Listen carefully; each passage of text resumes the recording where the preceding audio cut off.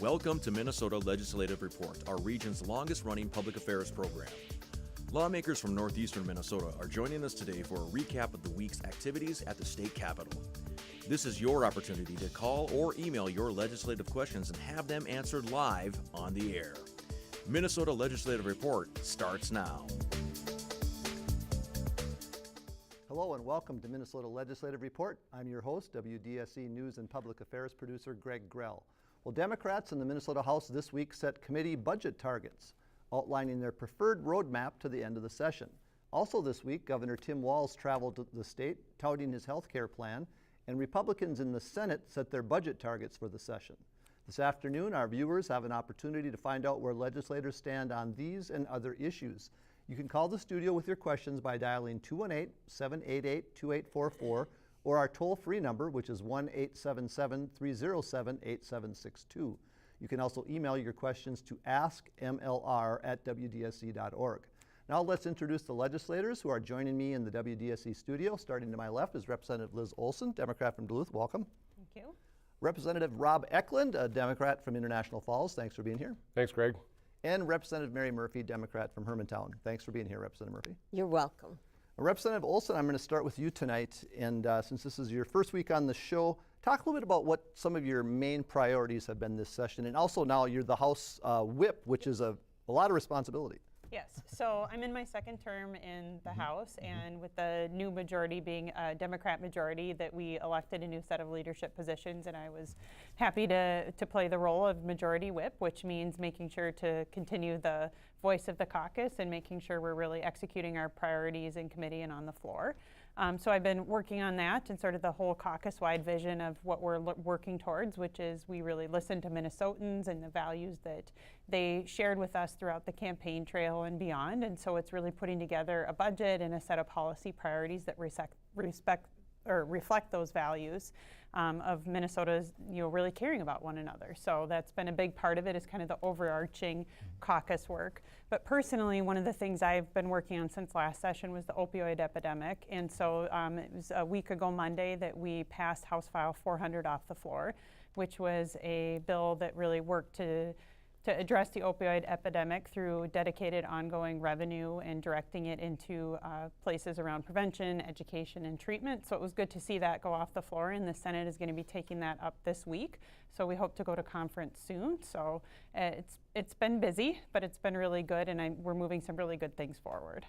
Now, with your position as the House, in the House Majority Party whip, has it been kind of what you expected, or more or less, or how has that worked for you? Yeah, so I think everyone says, well, exactly what does a whip do? That it's, not a super known thing, but it's really just working with our leadership and working with our we have, great chairs here, and really making sure that we're executing that vision for the caucus, and that we're staying in line around the things that we really agree on, and that we have discipline on the floor, and that we're doing what we need to for Minnesotans. So I've been able to help do the whole caucus work, which has been really great, and also work across the aisle with the other leaders on the other side as well. So, yeah. All right, and I'm sure we'll talk about some of the individual issues as we go on today. But Representative Ecklund, talk a little bit about some of your priorities this session. You're a veteran in the House and back in the majority party again, so you're a chair as well of a committee.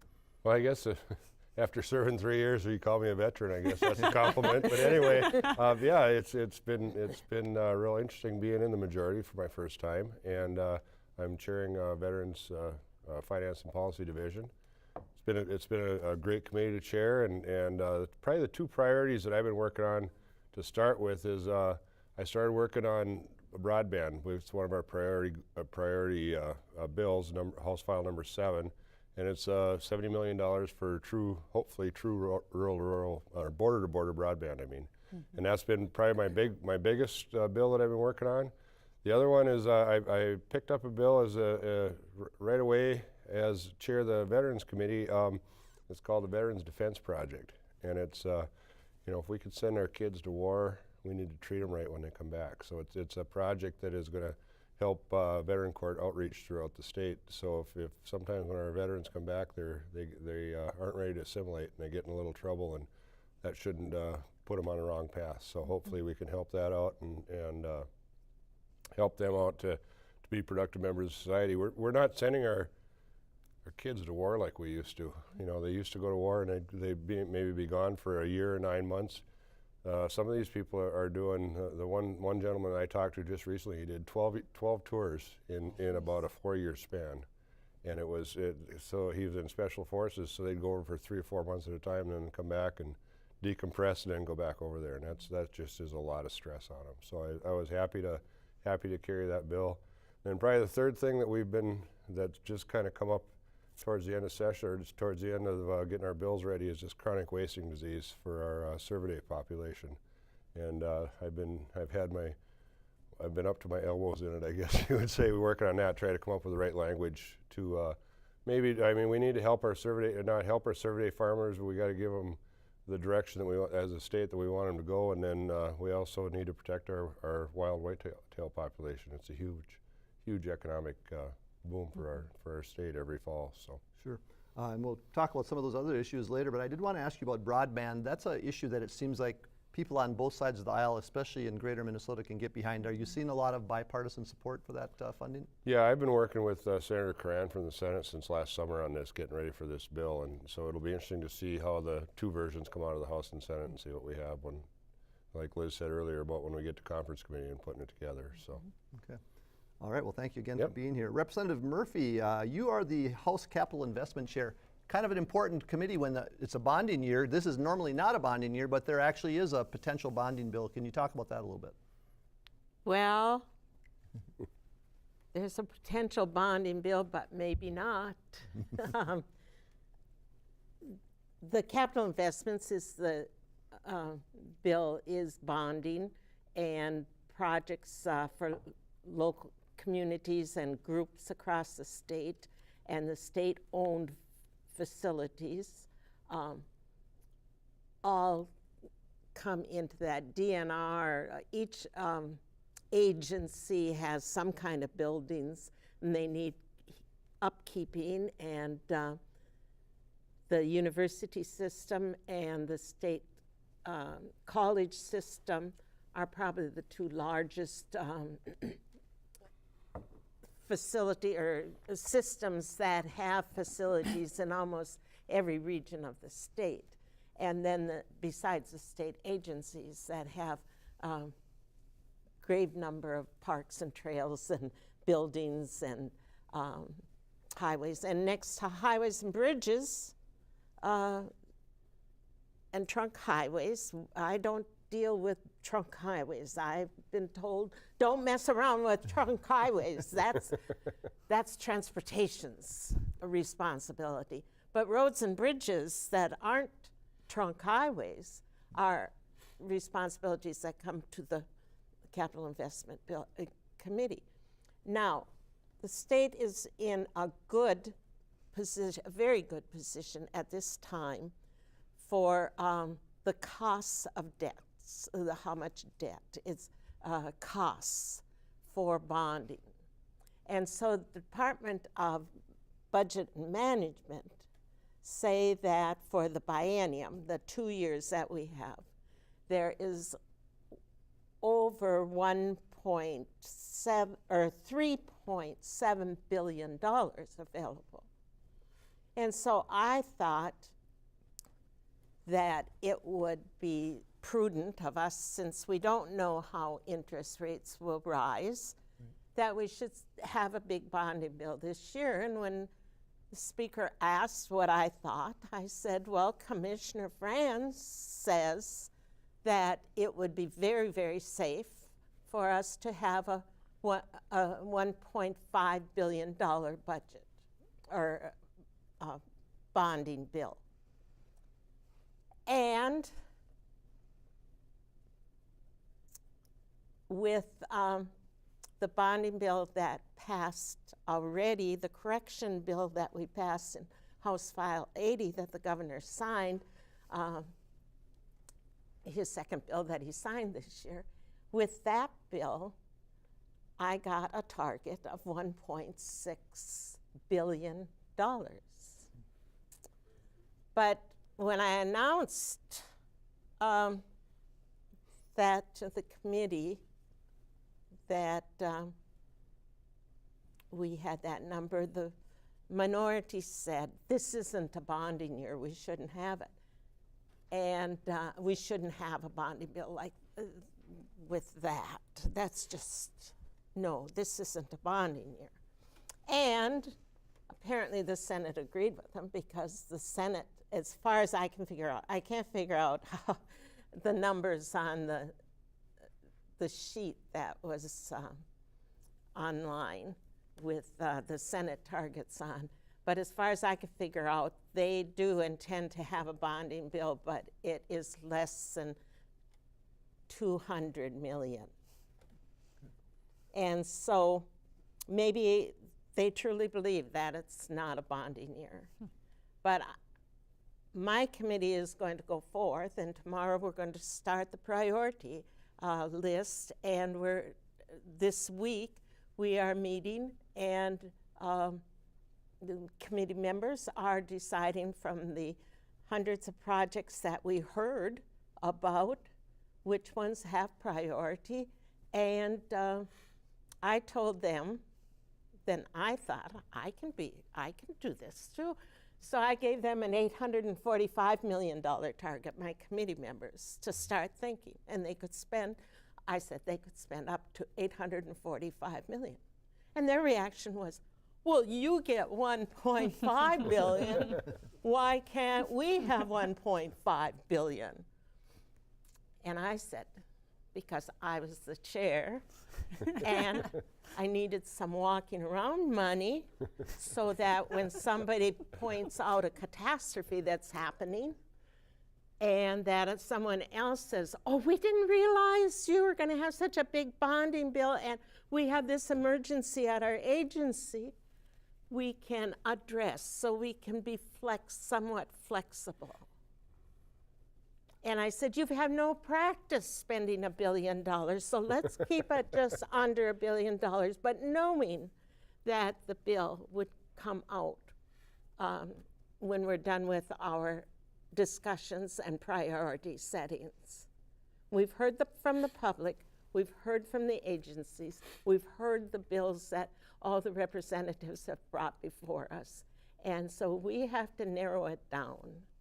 And what better practice can they have by starting with a smaller number than $1 billion, huh? Mm-hmm. Well, Gary from Cloquet has a suggestion for you. He says the Cloquet Area Fire District is asking for bonding money for a new headquarters building in Cloquet. He's wondering if you feel confident that they will get the funding. He thinks it's $12 or $13 million. Sounds like that prioritizing is going to start next week. Sounds like that priority is going to start, prioritizing will start next week, yes. Any words of encouragement for Gary, or have to wait and see? I expect that he'll have to wait and see. All right. If not this year, maybe next year. Well, that's right, because the budget management, the Department of Budget Management has a list, a process in which they take applications for projects. And that starts in May.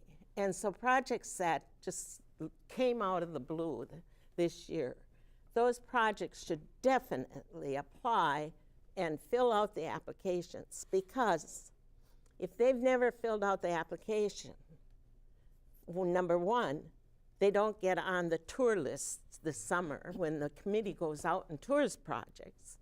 And budget management needs all the questions answered before they would release one dime, even if it was our very first priority. If they hadn't filled out all the application process with Department of Budget Management, they would not get one dime or one bond sold for $1. Yep. And so it has to be completed before anyone gets any money released. Well, that's a good lesson for everybody out there that's looking for state bonding money. Representative Olson will move on to a different issue right now. We talked a little bit at the top of the show, but this week you were involved in a news conference on Monday to announce committee budget targets. So talk a little bit about what that means for people that maybe don't follow the process that closely. Sure. So what the House DFL caucus announced our budget. So we had to wait for the February forecast. So the governor is able to release his budget ahead of the February forecast. The House caucus, we wait until after we see the February forecast numbers. So after we saw that, we were able to put together our budget priorities. So with that in mind, we released our budget, which is a reflection of who we are as a caucus, those values that I was talking about earlier about caring for one another and helping to make sure everyone succeeds. So what we heard loud and clear throughout our time, on the campaign trail and before, is that Minnesotans really want to see us invest in education and healthcare and all of these things that really have a great benefit across the state. And so our budget really reflects that. We're going to be spending $1.2 billion in additional revenue, and that's going to go directly to education. So we're going to be bringing in that revenue by talking about tax fairness. We're going to be talking about how there's growing economic inequity across our state, and our tax bill is really going to reflect addressing that inequity.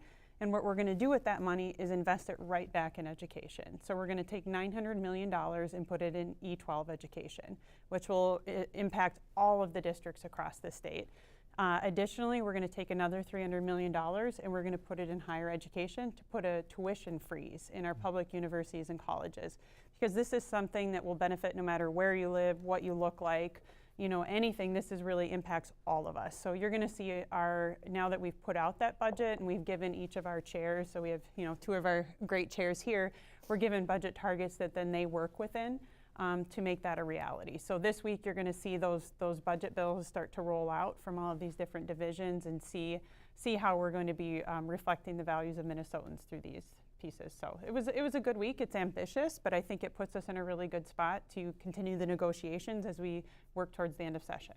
And we were just talking right before the show, there's about 6 weeks left in the session. At least at the beginning, it seemed like there was a spirit of bipartisan cooperation. Do you see that continuing right now, or what's happening with that? I mean, I think we're kind of getting into the thick of it now. This is where, we've done a lot of good bipartisan work together, and we're continuing to do that. And I think we have incredibly pragmatic leaders. We have Speaker Hortman, and we have, the leader in the Senate, Paul Gazelka, and we have Governor Tim Walz, and they're all, I think, really, they meet all the time. They're very practical in how they're going about this session. So although we're Republicans and Democrats and we have some fundamental differences, and you're seeing that reflected in what the Senate's putting out in their budget and what we're putting out in the House, but I think there continues to be a spirit of working together, even though this does get to be the time where you see the differences on what the Senate and the House is doing and what the governor has proposed.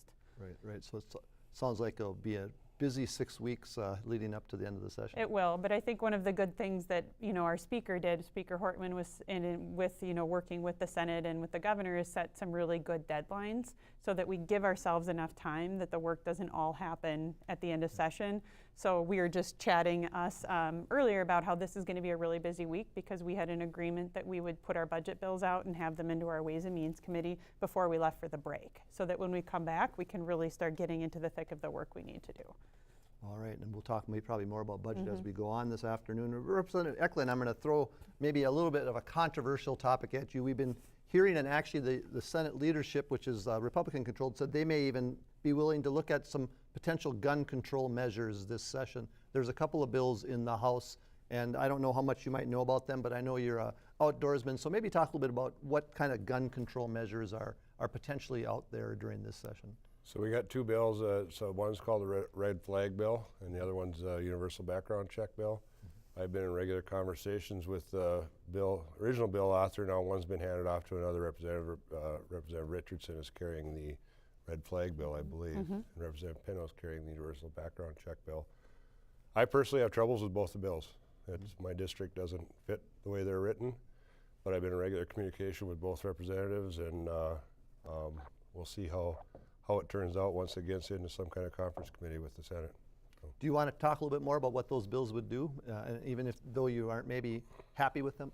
Well, the red flag bill, I know a little bit more about, and that causes concern for me with being chair of the Veterans Committee, because a lot of times veterans have do have some potential issues. I'm a disabled vet, but nobody knows what my disability is. I've got a hearing loss.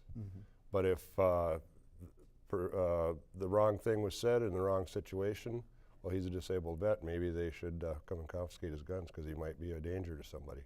You know, and I'm just using myself as an example, so that's been brought to me quite a bit. Our veterans would be maybe disproportionately affected by this bill, and that's where it causes concern for me. And the universal background check bill,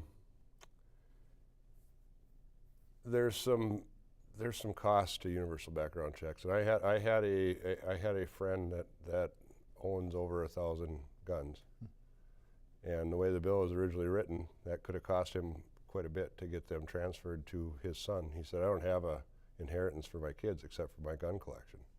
And that's 1,000 guns would be a pretty valuable collection. I wouldn't mind having a piece of that myself. But anyway, so that's where some of the concerns that came up out of those bills for me, because in my district I have a lot of large gun collectors, and it's I hear about it all the time.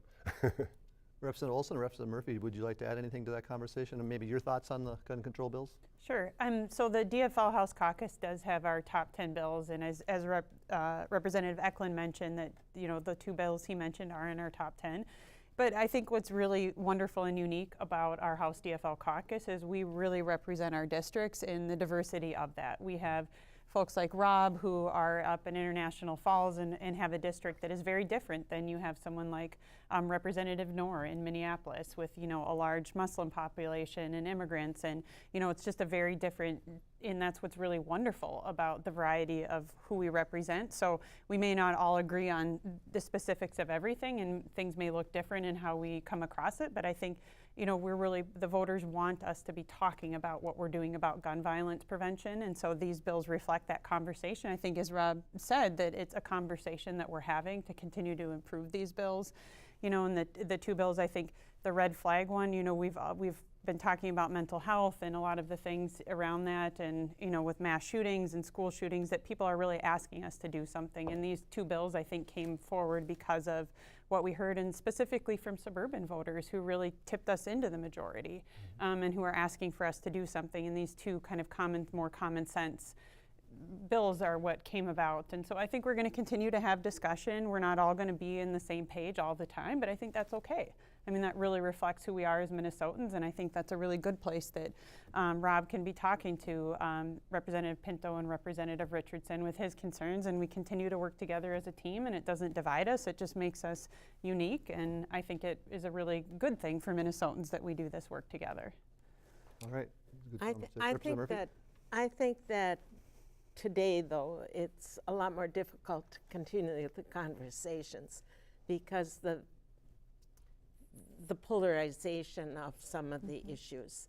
And I detect from the letters that are coming in, no movement on the red flag bill, or no movement on we're watching you kind of thing.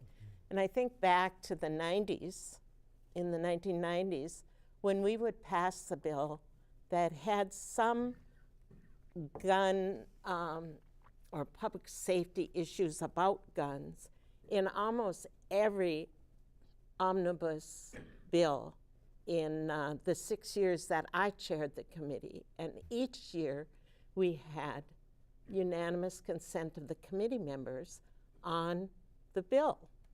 And the bill would pass with over 100 votes. The omnibus bill would pass with over 100 votes. And that would not happen today. And it's almost a political Democratic-Republican thing, or else it's a rural metro thing that doesn't allow for less polarization on these issues. And we have to find a way, as Liz said, to conquer that and to keep talking and to listen to each other on that and make small steps if we're going to make any steps. Otherwise, we're not. Otherwise, it's going to be on the plate again and again and again in a different way with more situations that have aroused because we haven't done anything. Well, Representative Ecklund, it sounds like maybe the legislature could actually be an example for the state here, that we can have a disagreement but still talk about it and maybe come up with a solution that's amenable to everybody in some way. Well, and I've talked to the different gun groups. Believe me, they're in my office regularly, and I've told them one thing that you got to watch out for is when mothers and students get involved in a social movement, watch out. And that's what's happening. So we're going to have to keep talking and try to come to solutions of some sort. So. All right. Well, we'll move on and wait for more questions perhaps from viewers on this as we go through the rest of the legislative session. Representative Murphy, snow forgiveness bill was passed this week. The House and the Senate came to an agreement, was passed on to the governor's desk. Talk a little bit about the snow forgiveness bill and what that is. Well, it paid for, it allowed school districts to determine what was safe for their kids and whether they could keep school closed or not. And then the workers at the school, we said that they should be paid. If there was a snow day and the workers couldn't get into work, they should still continue to be paid. And some work in most school districts, some workers were paid and some were not. And it seemed like those that were not were the people that were in most harm of not being able to meet their personal financial daily living costs, because they were the paras or the janitor or someone that was a supposedly non-essential worker. But every worker in a school district is an essential worker. And so they should, if they don't have it in their contract, they should get it in their contract. But because they're hourly, they weren't required to be paid by the school district. But the state still was going to send the money to the school district for those employees. And so it wasn't fair that some school districts would decide not to pay those people because they were getting state aid as if they were open for those days. My hesitancy about that whole idea, I like local control of school districts, you know, but some schools had as many as 13 days where the children were not in school. And it seems to me, I kind of agree with Representative Drzowski, who stood up and talked about we were cheating the children of what they expected to learn for those days. And it seems to me that, but I think the school districts are wise enough to make decisions on whether they're going to have makeup time or not, or whether they're going to have makeup assignments or not. You don't have to do everything all the time in school. Sure. And what happened there that caused the need for this bill, at least the part with the school forgiveness days, was that there's a certain number of days schools have to be in session, and I don't know how many snow days are built into a calendar year. Is it 4 or 5 or something? Yes. And they went above that. So. Wait, 13. Yeah, that's a lot. I was thinking, I wish I was back in high school. No, we did get reports in committee from school districts that had received parent pushbacks saying that the kids were ready to go back to school. The kids did not like this many days off because it disrupted their social life as well as their, there couldn't be any sports or any team things, and they have goals, and those goals were disrupted by not being able to complete whatever you had to do to meet those goals. And it might be just putting in the time, but.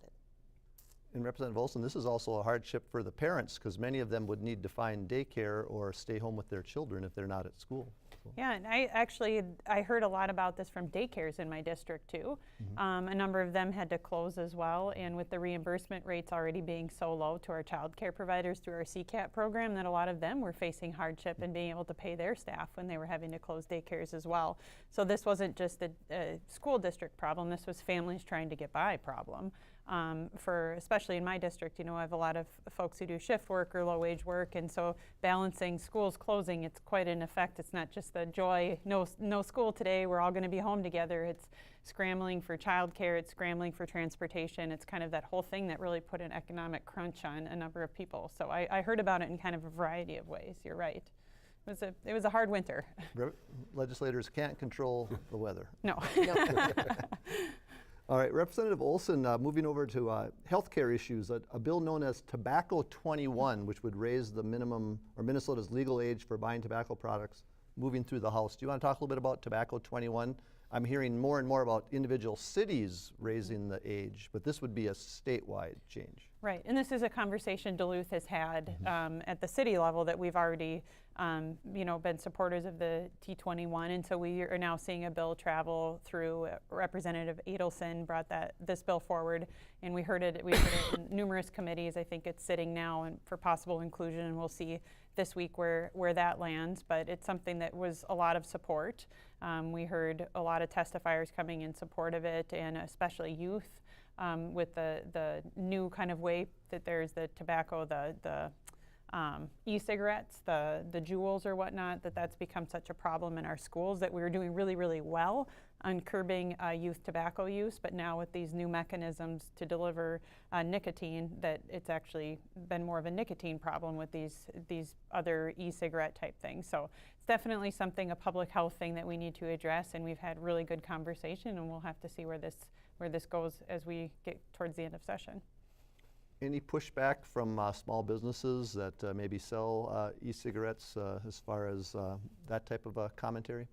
I mean, I have seen on the local level that there's the gas station out on 40th Avenue West that's now creating a separate entrance to be able to go in and buy product that way. So, I mean, you do hear some of that, but I think more in the committee I heard the bill, and it was much more, I'd say, 4-1 almost, you were hearing from advocates who were looking to make sure this legislation passed. All right. Representative Ecklund, you spoke at the beginning of the show about your chairmanship of the Veterans and Military Affairs Committee and spoke a bit about veteran support and how important that is. Talk a little bit about some of the bills that you've been hearing this session in that committee. Well, I decided to take a little different focus with our committee this year. So, I mean, we heard a lot of bills for plaques in the Capitol and a Medal of Honor memorial and those type of things that we have every year. And we heard all those bills. But I purposely had groups come in and talk about mental health and social issues that veterans are having to try to get a handle on what we have with homelessness. We have a goal, and the governor's got a laudable goal of to make veterans homelessness zero in the state and be one of a few states that have done it. And we're making great strides in a lot of our places.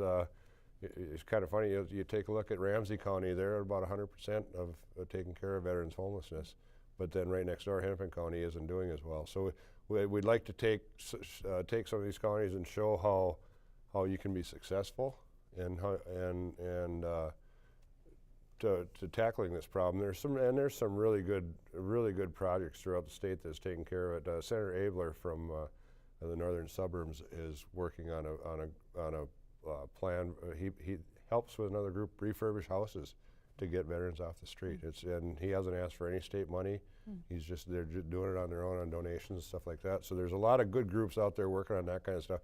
But again, if we can send our youth overseas to fight battles, we need to be able to take care of them when they come back. So that's why I decided to put the focus of the committee that way this year. So. Have some good bills come forward from that Yeah, process they ddid. We've got it's called a core bill, and I should have brought it with me because I can't remember the acronym right now. But it's managed by the Lutheran Social Services. It's a contract of mental health and other stuff that they do for veterans, and then the MDVA is the one that supervises that grant and makes sure that the right things are being done. So that was for about $1.8 million for the biennium, so $900,000 or so a year. And then to go with that Veterans Restorative Justice bill that I talked about earlier, we funded their project at about $200,000 a year, and that's a competitive grant, so anybody can come in and bid on it. But the group that brought the bill to me is, they're in the right position to be able to secure that grant. So it's just to make it take care of the transparency thing that we're trying to do, make sure that if somebody else is out there that's working towards the same thing, they have a shot at the money too. So, right. Representative Murphy, we haven't talked too much about higher education this session. I know the governor has asked for more money for state colleges and universities. You want to talk a little bit about higher education? I know you're on the E12 committee. might not be right down your alley, but I know you care about education. I do. And I care about Lake Superior College and Fond du Lac Community and Tribal College and St. Scholastica and UMD and all the range colleges and scholarships to those colleges and the state funding program too. And I think that will be enhanced. The state grants program will be enhanced by the governor's budget recommendations. And I think we haven't seen the rollouts yet of what the committee has. And I was reading my emails, and it seemed like there's another meeting scheduled for higher ed, an additional one this week. So we might not know the answer to your question in specifics until next week. Okay. Representative Olson, though, you did mention tuition freeze as one of the things on the agenda. Talk about why that's necessary or needed in your mind. Right. So that was part of why we have a really robust tax package around the tax fairness, is to be able to, because really what's happening is the students are bearing the brunt of it and are graduating with this incredible amount of debt. And I think Minnesota is actually one of the worst states in terms of college debt, where our students are graduating from. And I know I hear stories in my district where people are not starting families, choosing not to have kids or delaying it because they can't afford just getting by, and it's their student debt that is the reason they're naming for that. So it's a problem. And so what we have proposed in our budget, and we'll see that, as Representative Murphy said, that the details we haven't put out yet, but one of the reasons we wanted to have such a robust tax revenue is so that we could do that, and it would be go towards a tuition freeze, the ability to really impact students directly and say, put it back in their pockets, because they're the ones that are really bearing the brunt of like the bigger costs for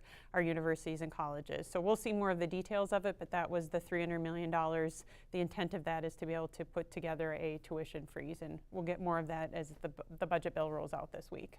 All right, so our viewers who are watching today can stay tuned for that maybe later in Legislative Report. But you are watching Minnesota Legislative Report, your opportunity to call in with questions to the lawmakers who represent you. So make those calls now, and we'll ask those questions here in the studio. Representative Olson, I'm going to stay with you. You talked about this a little bit at the beginning of the show, but the legislation to combat the opioid problem, everybody seems to be on board that it's a big issue, but the funding mechanism is kind of the sticking point. And I think this is the penny a pill funding mechanism. Talk about that, and also what the Republicans are proposing. Sure. So the penny a pill was something we discussed last session. So when the Republicans controlled both the House and the Senate last year, they had two different proposals that moved, one in the House and one in the Senate. The Senate passed off the floor a funding mechanism that would charge, it would be essentially $20 million that would be funded through opioid manufacturers and distributors. So that passed off the Senate floor with only 6 votes no. And the House never saw anything move forward. It sort of killed it. It was killed in committee. So there was a discussion on the House side to do the penny a pill, but essentially that never moved forward. The Senate was able to pass that bill off the floor last year, but nothing happened with Republicans controlling both bodies. And it's not, I'm not overstepping when I say this. This was out in the media. Multiple, NPR, others had stories about it. It was pharma lobbyists that killed the bill. That they had hired lobbyists to the tune of $50,000 a week if they could kill the bill, and they successfully did, and it's documented in multiple media sources. So here we are, back at it again, and so the Senate has a bill moving right now that'll be on the House or Senate floor this week. That is a funding mechanism that also has funding from the distributors and manufacturers of opioids. The one we passed off the House floor 2 weeks ago was the exact same funding mechanism that passed off the Senate floor last year with bipartisan support. And that was $12 million of it would come from opioid manufacturers and that sell their product to Minnesota. The other $8 million would come from those that distribute the product to Minnesota. And so it would be $20 million in ongoing revenue that then would go to fund the education, the treatment, and the prevention mechanisms. So the debate has really been, I think everyone agrees there's a crisis, and the Republicans on the House floor talked about, well, we should pay for it in general fund. But when you pay for this in general fund, this crisis is costing us, billions of dollars as a state. We do not have billions of dollars in our general fund to specifically spend on the opioid crisis. That would mean we're not funding education, we're not funding veterans, mental health, we're not funding any of that. And so that was where the problem was. They wanted to spend general fund money, and we said, wait a minute, we have people that have come into our state knowing exactly what their product has done, sold it, for years, and have essentially mounted, billions of dollars of profit, and have cost our state billions of dollars in loss of life and in other, really tragic outcomes. So we're holding, the pharmaceutical industry accountable to that and helping to fund a crisis that they created. So that's, I think we've taken a pretty strong stance in the House. We had 19 Republicans vote with us, so it was a very bipartisan bill. I worked closely with Representative Dave Baker, who lost a son to a heroin overdose. And so we worked really closely on this legislation. So it had bipartisan support, and we just unfortunately heard Republican leadership say that they didn't want to, again this year, hold the pharmaceutical companies accountable and would rather have the taxpayers of Minnesota pay for it, which our DFL House caucus said, no way. You mentioned education as part of there's like a three prongs, Right. Obviously we have the healthcare costs. What would the education part of the bill do, or what can we do? Is that educating the medical community or the people who are taking opioids, or how does that work? That's a great question. So part of the bill around education, we have continuing education credits for any prescriber. So that's, your family practice doc, that's your dentist, that's your ophthalmologist. So it's anyone that has the ability to prescribe opioid is now going to have a required amount of continuing education credit. They all have continuing education requirements anyway, and this would be around non-pharmacological alternatives to opioid and how we can look at pain management in other ways. Because there's legitimate use for opioids, and we know prescribers are still going to need to do that prescription. But this is to educate the prescriber community in that. We're also going to be doing there's going to be money for pilot programs to look across the state about what's going well in terms of prevention and education, to be able to have kind of a map and then be able to fund some of these projects that are really hitting it head on and being able to curb that prescribing and curb some of the usage for places where we don't need to be using opioids. So it's a pretty comprehensive bill that really tackles the opioid crisis in a lot of ways, but it's not the only thing. One bill can't solve it. $20 million can't solve it. So it's going to take a really big approach to be able to really do something about this. Representative Ecklund, do you hear a lot about this from your constituents? I mean, every district I know has issues with opioids. Yeah, I do, and I'd like to share a personal example of the maybe maybe not a root cause, but a partial cause of the problem. So last summer I had 2 minor surgeries, and I'm a tightwad. So I did them within a 3-week span, so I only had to do 1 pre-op physical. Okay, and so I had the first surgery done, and the doctor gave me a opioid prescription. It was a minor knee surgery, and I took one because I rode home with my campaign manager, and she had a tiny little car, and I wasn't sure how my knee would be by the time I got cleared to International Falls. So I took one, and then I went home and I didn't take any more, so I had a month's supply for a prescription there. Well, 3 weeks later, I went in and had a lump removed on my neck, and then a different doctor, different facility, the whole works, and he gave me a 30-day prescription of the same one, and I said, well, no, I don't need it because I have one at home, I think, unless my wife got rid of them, I don't know. But I said I didn't need it for my knee. I'm not going to need it for this. But I think that's an example that the doctors, the physicians, I don't think mean harm. Obviously, they don't. But I think this ongoing education that Liz talked about is going to be good for them, because the second doctor knew why I was having that procedure done within a 3-week time, and so he could maybe ask the question, did you get a prescription? Do you need another one? Versus just automatically writing one up, and then I gave it to him. I told him no.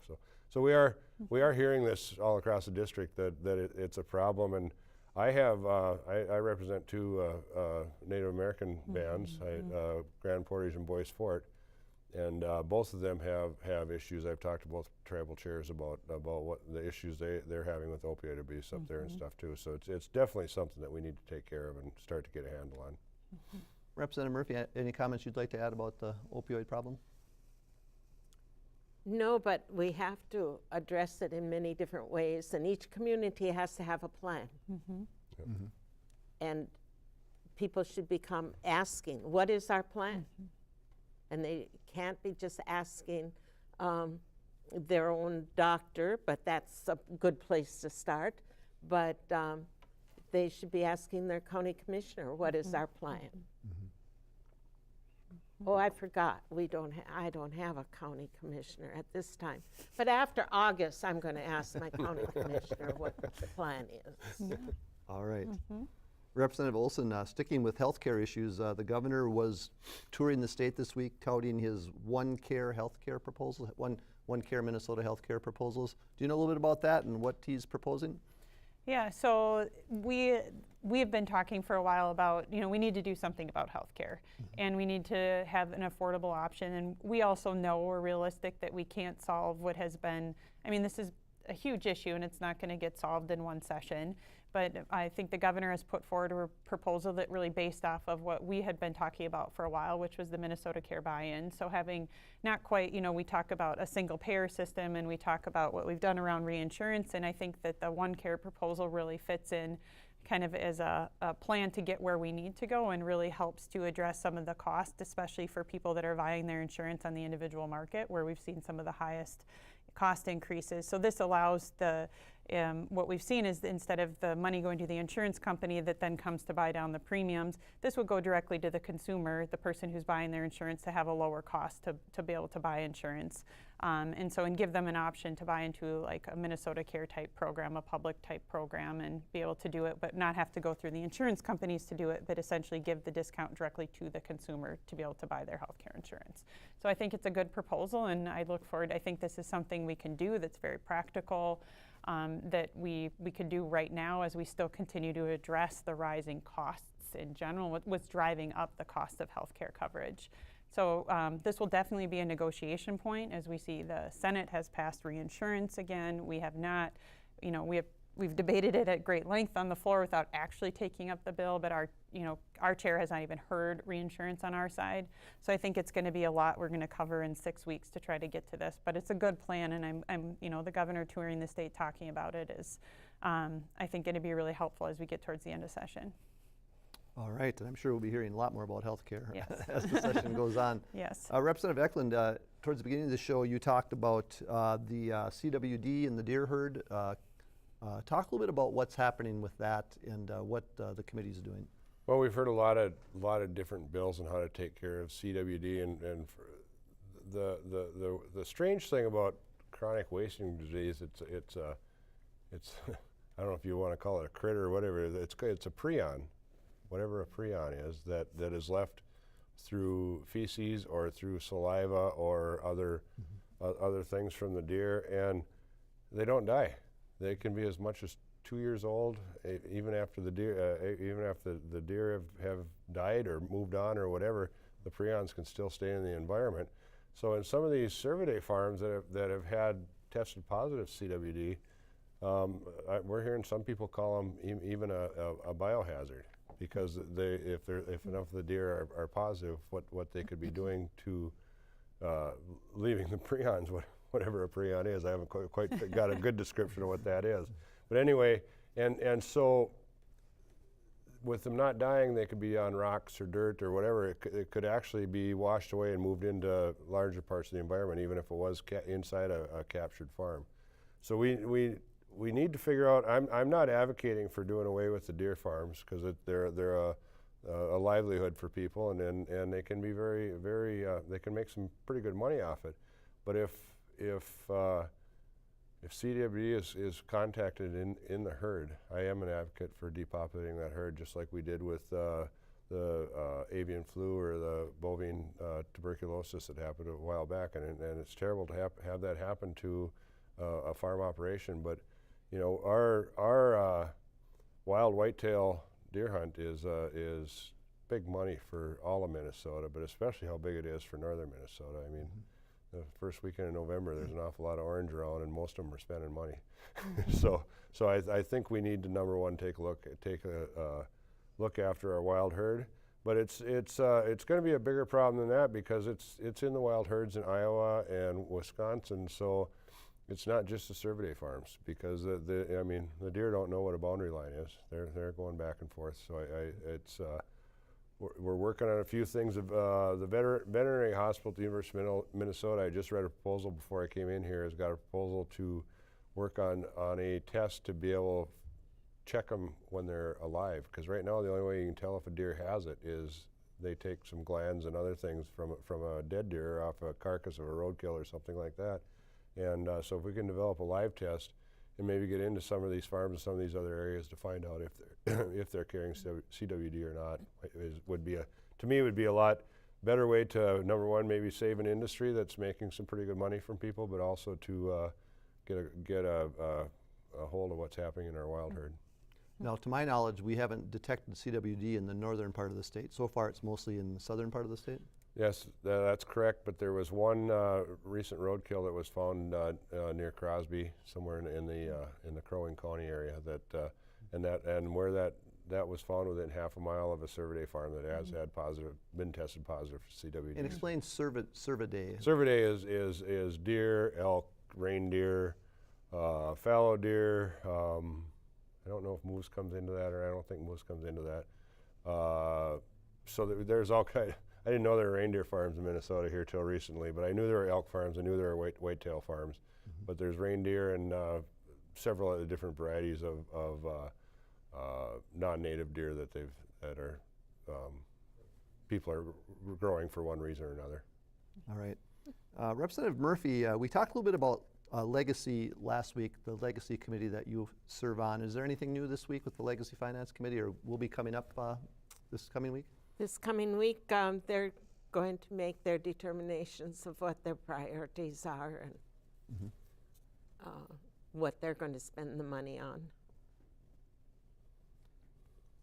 And we heard the outdoor heritage proposal on last week, and so the other parks and trails and clean water and arts and culture will be all discussed this week.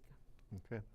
Representative Ecklund, we had a call from Annie in Duluth, who is listening to the conversation about chronic wasting disease, and she says if it's spread when people seed the deer and the deer leave their saliva behind, are we talking about this, or why aren't we talking about this? Is that an issue that's come up in the committee? Yeah, thanks, Greg. That's a great question. That has come up in committee, and in all reality, we shouldn't be feeding deer, because whenever you concentrate deer into an area, there's more, whether it's CWD or other transmittable diseases that they might be carrying. So when you concentrate deer into an area, you got a better chance of something bad or something like that happening. And you know, they're a relatively solitary animal. You know, I mean, you'll see groups of 2 or 3, and unless in the winter times, bad winters, they yard up and stuff like that. But when they're in their normal range, they're not a herd animal. You know, whitetails are relatively solitary. So I'm a firm believer that we shouldn't be feeding deer unless maybe there's some emergency thing that happens on a bad winter. But we haven't made a law not to do that yet.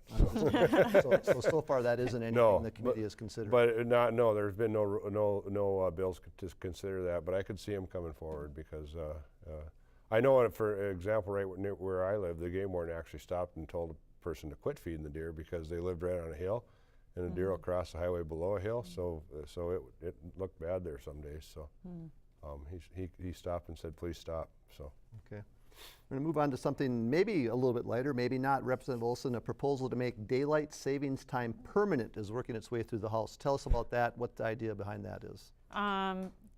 Yeah, that's a great one. I mean, so far it's been kind of not a joke. It's a very serious proposal, but it has been something. I think it was the Monday after daylight savings time when a very tired legislator brought that forward to try and talk about a need for urgency to take it up. So it's something, despite it kind of being something we talk about lightheartedly, it actually has quite a bit of back and forth disagreement. I think it's something that actually needs to be worked out. But as a parent of a 3-year-old, I would very much not like to have time changes because the disruption of bedtime. But yeah, I think it's something that continues to get discussed every legislative session. I would be curious what Representative Murphy's thoughts, having served in the legislature for a while now, and she's probably seen various proposals come forward and the likelihood of it happening. But yep, it's again a point of discussion again this session. We'll let Representative Murphy talk about it in a minute, but first, Representative Ecklund. Well, and I'm a former shift worker, and shift work is hard on people. I work 12-hour shifts. When you throw the time change, whether you're moving forward or going back, that really threw you off kilter as a shift worker, and you don't get enough sleep as it is. And I guess I don't see any reason in this day and age why we're every 6 months changing the clock. So I think it would be more healthy for us, and I would actually like to see that bill pass. All right. And we're down to our final 2 minutes here, and I wanted to talk a little bit about things coming up next week. And Representative Murphy, E through 12, there's going to be some targets set, is that right? Or what is happening next week? The targets have been set at 900 million. Yep. But the amendment, DE amendment, delete everything from the bill that's going to be the education finance bill. That is on the computer now, and tomorrow morning it will be discussed in committee, and we will start the process of having public input on whether it's a good proposal or not. And so if you want a head start, you could look at it now on your computer, but otherwise wait till Education Finance is meeting from 12 to 2 tomorrow. All right. And that's when we're going to see it the first time in writing, in print. And you should also know that Wednesday night is a big night because the governor is going to give a State of the State message at 7 o'clock in the evening.